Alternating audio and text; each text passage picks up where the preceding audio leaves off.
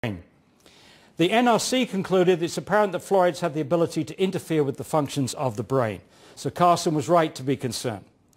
There have been many more studies on the brain that have been published since the NRC review. There have now been over 100 animal experiments which show that fluoride can damage the brain. They would say many of them are at high doses. We don't have to worry about those. But in this one study, they gave the rats 1 part per million fluoride in their drinking water for 1 year, same level as we get, and both groups had kidney damage, brain damage, greater uptake of aluminium into the brain and beta amyloid deposits, which are characteristic of Alzheimer's disease. Absolutely no follow-up in any fluoridating country. That's now 12 years ago. Nobody's attempted to reproduce this in Australia, New Zealand, Ireland, etc., etc., etc. Human studies. And of course, when the MRC report in 2002 was reviewing this issue, they gave study of dental fluorosis more priority than the study of that. Incredible, isn't it? Human studies. There are now 23 published studies from China, Iran, India, and Mexico indicating that moderate to high fluoride exposure is associated with lowered IQ in children. See fluoridalert.org. This is the most important study. Zhang compared children in 2 villages, less than 0.7 and 2.5 to 4.5 parts per million in the water. I visited those villages, met Zhang several times. They did control for lead exposure and iodine intake. Scher got that absolutely wrong there. They said that none of the studies, IQ studies, had controlled for that. This is a European group that's looking at fluoride right now, supposedly scientists. They found a drop of 5 to 10 IQ points across the whole age range, and he estimated, Zhang, that the IQ would be lowered at 1.9 parts per million of fluoride in the water. No fluoridating country has attempted to repeat that study or even look at IQ. There is absolutely no adequate margin of safety. If fluoride is associated with lowering of IQ of children at 1.9 parts per million, in a small population study, I mean it's about 300 kids, you can't then just say, oh, that's a study at 1.9 parts per million. Thank God we're only going to fluoridate at 1 part per million. First of all, there's a difference between concentration and dose. A child that drinks 2 liters of water at 1 part per million is going to get more fluoride than a kid drinking 1 liter at 1.9. That's not rocket science. And also, if you're only looking at 300 kids, and you are going to use the result to discuss what's going to happen to 100 million children, do you think you've covered the full range of sensitivity to fluoride in a study of 300 kids? No. We got millions of children. You normally have to use a safety margin of 10 to allow for intraspecies variation. But your SHA hired Bayesian Limited, a user-friendly, government user-friendly body, say no more. And they looked at these 18 studies, and the only reason they had those 18 studies is because I gave them to them. They didn't get them themselves. We had to get them. We had to get the Chinese, this is Fan, we had to get the Chinese studies and have them translated into English, and we presented them on a plate. If we hadn't done that, they would have denied that any existed. But they had this, and they pulled off a beautiful bit of linguistic. Many of you do not know what I'm about to tell you. If you read it carefully, when the Bayesian reported on this review of these studies, they said the studies were of mixed quality, blah, blah, blah, and they have no direct, notice the word, no direct relevance to Southampton. And what they're meaning by this, when they use that word direct, they are saying this study was done, or these studies were done above 1 part per million, and Southampton's going to fluoridate at 1 part per million. So there's not direct evidence. It's not as if you've gone to a community that's had 1 part per million and you're now considering Southampton 1 part per million, which is lunacy. I mean, that is making no distinction between concentration and dose. And, you know, from a toxicological point of view, it's nonsense. A toxicologist, as a matter of routine, when the new chemicals come out, is trying to extrapolate from high-dose animal experiments to the possibility of damage in low-dose human situations. And that's one hell of a task to extrapolate from high animal doses to low human doses. And industry has made a big song and dance about that. But in this case, we have the luxury of human studies at levels uncomfortably close to the levels at which we want to fluoridate. And we're told there's no direct evidence. Give me a break. I hope they're spending the money they earned for that little bit of prostitution. Well, I hope they're spending it well. Maybe they're giving it to charities. So there's no adequate margin. Basically, there's no adequate margin of safety to protect all children in society. The thyroid. Several lines of information indicate an effect of fluoride exposure on thyroid function. That's the NRC again. You have doctors were using low doses of fluoride to lower thyroid function in patients with hyperthyroidism, the 30s, 40s, and 50s. These levels are reached by some people in fluoridated communities.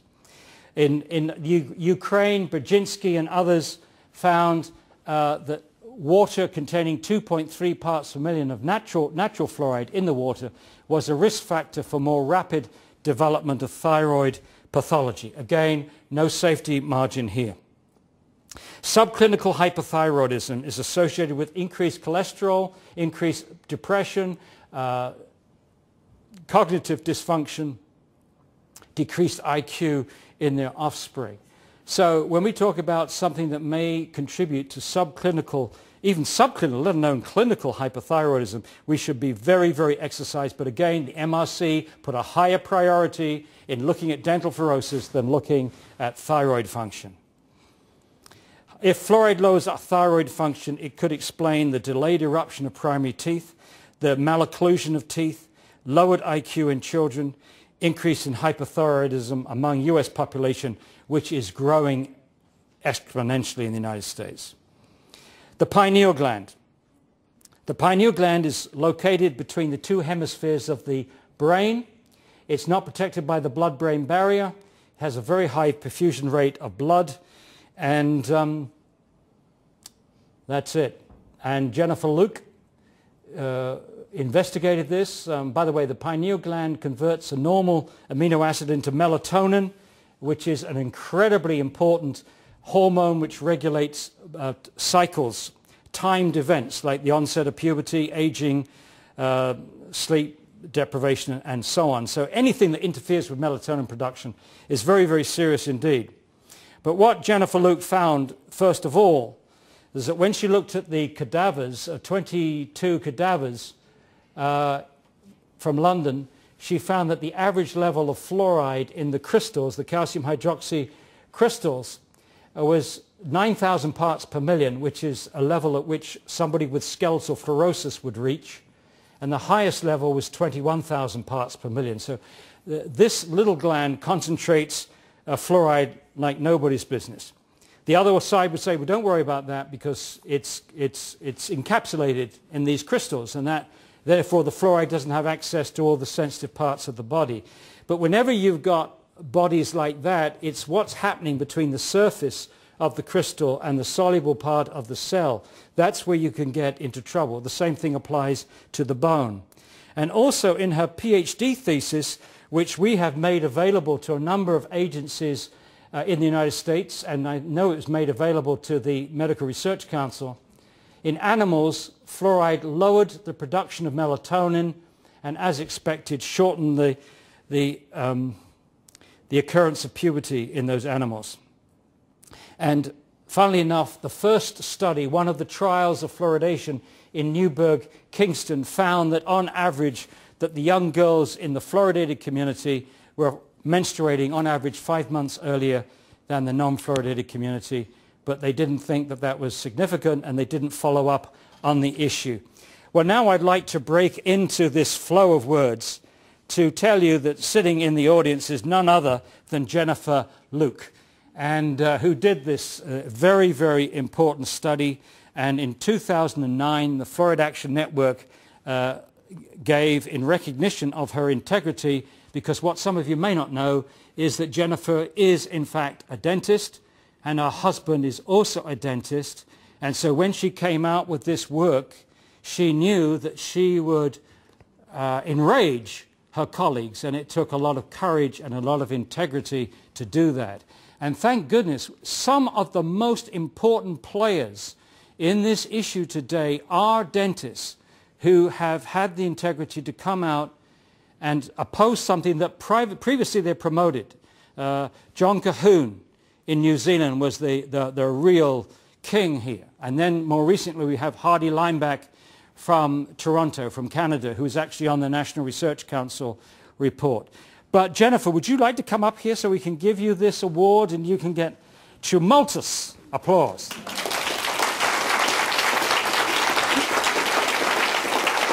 There we go. Thank you. Thank you. Well deserved.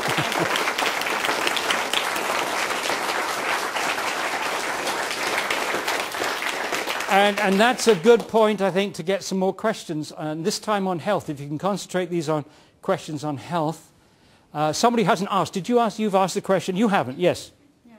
Now, I had two sons, and they were brought up using whole foods and salads, etc., in Southampton, which at that time was not fluoridated. And the younger boy never had anything done to his teeth whatsoever from the time he went to school to the time he left school at 19. Yes.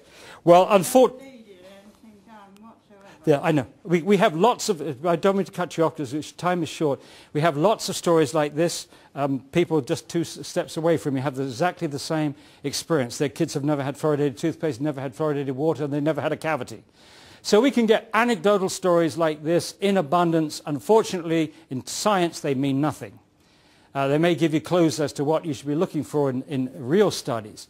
But unfortunately, if we accept these stories as being really valid, then we have to accept all the stories from dentists who swear up and down that they can tell the difference between the kids who live in non-fluoridated areas and the kids that live in fluoridated areas. The moment they open their mouths, apparently, they can tell if they've come from a fluoridated or a non-fluoridated area. Again, it's anecdotal. If you want to be taken seriously, you have to write it up and publish it and get it peer-reviewed and published. But I'm not trying to put you down. I'm just saying that it doesn't help us on a scientific level. Yes? It's about Birmingham. Birmingham. Yes, that fluoride was added to the water Yes. in 1964. Yes. And I wondered if any scientific studies had been done to find out how they're getting on the people, the children, say at that time, and how they are now, they're probably in their 50s. Yes. And children probably at this particular time, there's been an increase in kidney problems. Yeah. Now, I'm not aware of any studies that have been done. At the hearings, you know, those forums at the football stadium, there was a guy who claimed to be on the Birmingham, some Birmingham health body that said that they keep a constant monitoring of all the health issues and they haven't found anything.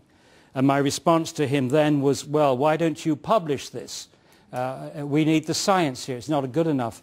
And especially when the agency itself is all gung-ho for fluoridation, you really want to put the data in the hands of independent researchers who have no reason to find it one way or the other. But yes, it would be very good to get studies from Birmingham. I would particularly like to see the hip fracture rates in Birmingham among particularly younger women, not the older women, but the younger women. Are people getting hip fractures earlier than Birmingham than in a non-fluoridated area? It's very difficult to do these studies because they are called ecological studies. The ecological study means you only have a geographical notion of exposure. Because they're living in a fluoridated community, you're assuming they're getting lots of fluoride. But those people may be drinking bottled water. And there may be some people out of Birmingham are getting fluoride from a lot of other sources. So it's best if they are cohort studies or you know the individual exposure. You've got to track that. Yes, I would just like to add to that, just briefly. I understand